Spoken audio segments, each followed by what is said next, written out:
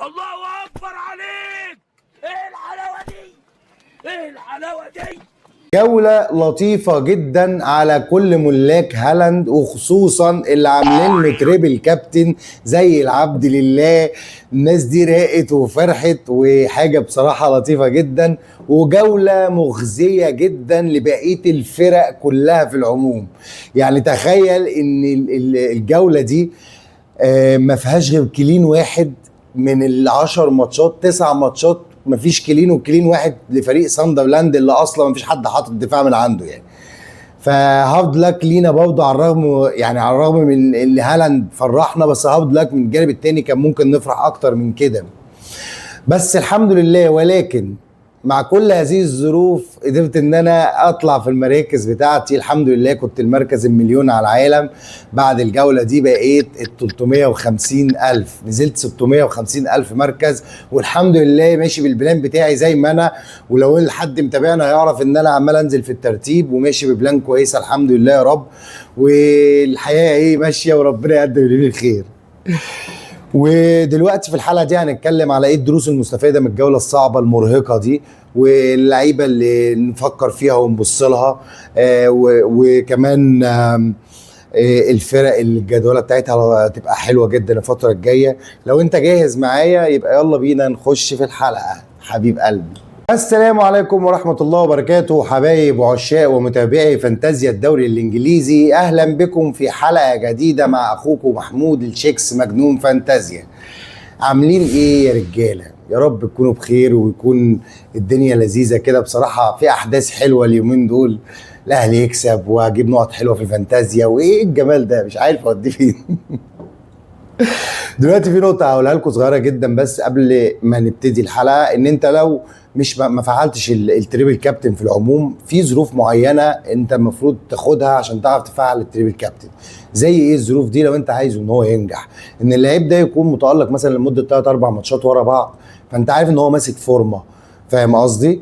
يكون متألق جدا، ويكون راوند ماتشات الفرقه بتاعته حلوه، وبالذات لو الماتش كمان اللي هيلعبه ويبقى حلو، ده طبعا تعمله تريبل كابتن.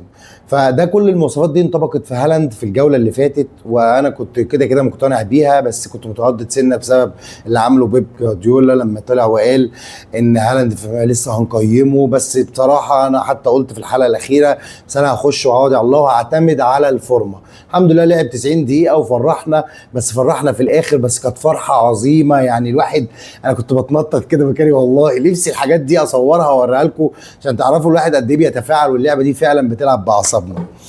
بس فدلوقتي زي ما انا قلت لك بالظبط كده، ان هي الجوله دي حلوه للملاك هالاند واللي عاملين له تريبل. هنشيل ده كده على جنب. بس الصراحه بالنسبه لكل 90% 97% من اللعيبه اللي في التشكيلات في الفانتازيا الدوري الانجليزي ما عملتش اي نقط، وكانت بصراحه يعني حاجه صدمه جدا، بالذات كمان لو في حد معهوش هالاند او سيمينيو، فهو اصلا كده تقريبا ما جابش 30 نقطه او 20 نقطه، ده اكيد ما حصلهمش. فطبعا هارد لك، وانت بتلعب بدماغك ومشغل انت بتلعب صح، بس هو في قوانين في كره في اللعبه دي بالذات لازم نركز فيها. في لعيبه ممبرشيب عالي جدا انت بتجيبها غصب عنك عشان ما تخسرش، عشان ما يجيش موقف زي اللي حصل ده. انا زمان من حوالي 3 سنين في اللعبه دي حصل معايا موقف، هو ده اللي علمني الموضوع ده. ان انا كنت معايا صلاح، وكنت يعني ايه كل جوله بكابتنه والكابتنه ناجحه والدنيا جميله. فصلاح كان هيلاعب المان يونايتد، كان ساعتها لسه ما ابتداش ان هو يهدف فيها، وكان دايما قافلين عليه.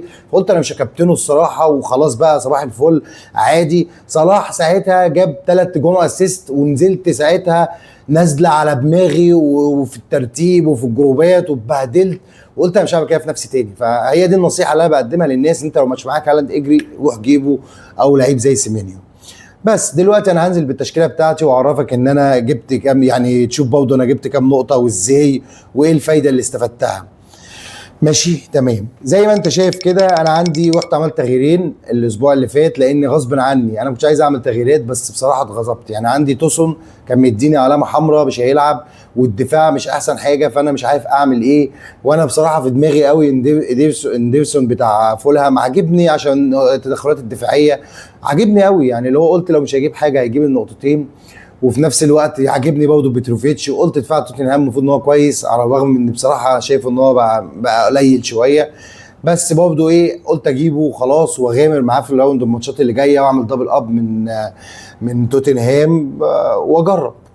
فزي ما انت شايف كده هما التغييرتين اللي عملتهم، جبت بيتوفيتش جاب لي 3 نقط طبعا زي الفل، برضه الراجل تقريبا عمل تصديات محترمه وكويس، 3 نقط بالنسبه للجون مش مزعلاني، ولسه ده اول ماتش وراوند الماتشات سهل جدا وهي تجيب كلين شيت كتير يعني، وكل لعيبه هينزل هوريك الكلين شيت بتاعه، بحيث برضه هوريك قصدي سوري راوند الماتشات اللي جاي، بحيث برضه تعرف ان ايه انا اختار على اساس ايه وايه اللي ممكن تغيره من لعيبه مين ممكن تجيبها حسب راوند الماتشات.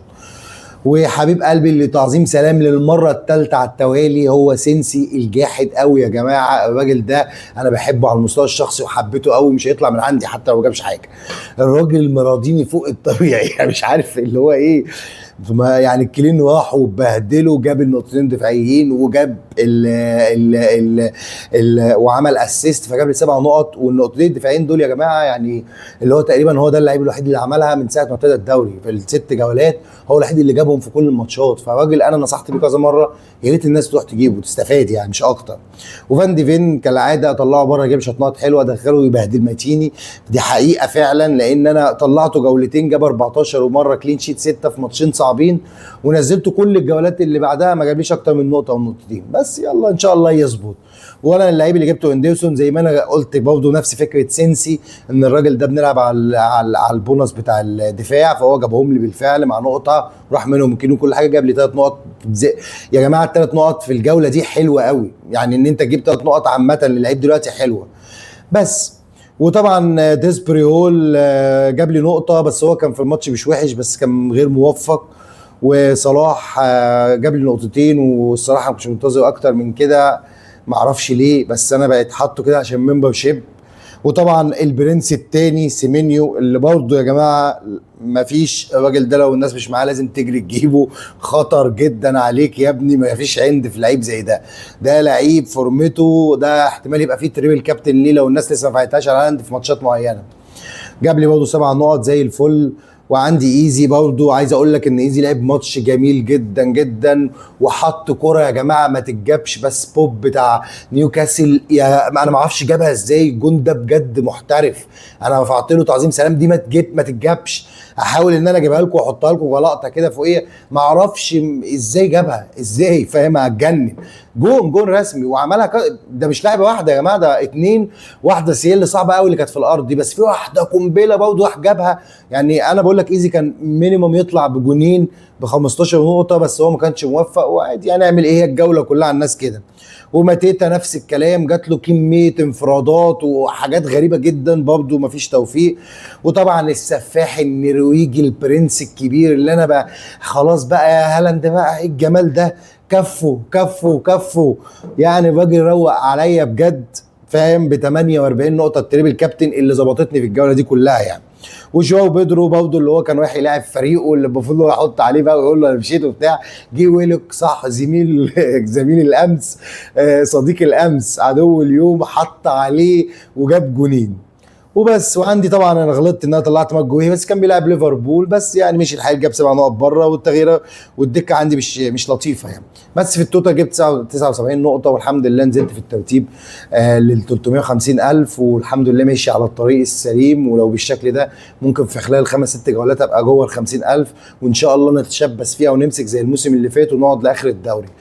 بس وهي دي كانت الحلقه، الكلام عن التشكيله بتاعتي، ولو في حد عايز واخر حاجه هنتكلم فيها سريعا قبل ما نقفل الحلقه هي اللعيبه اللي نفكر فيها، والفرق اللي جدولتها سهله اللي نفكر برضه نجيب منها لعيبه. واول حاجه هنبتدي بيها هو انزو فرنانديز لعيب تشيلسي، اللعيب ده كويس قوي وانا مش شايفه في درافتات كتير، وبرضه بيجيب النقط الدفاعيه يا جماعه، وتحسه مهاجم وبيطلع وبيجيب وين، فمبروك للناس اللي هي جايباه اوريدي، واتمنى الناس تفكر فيه الفتره الجايه لان هو هينفع جدا.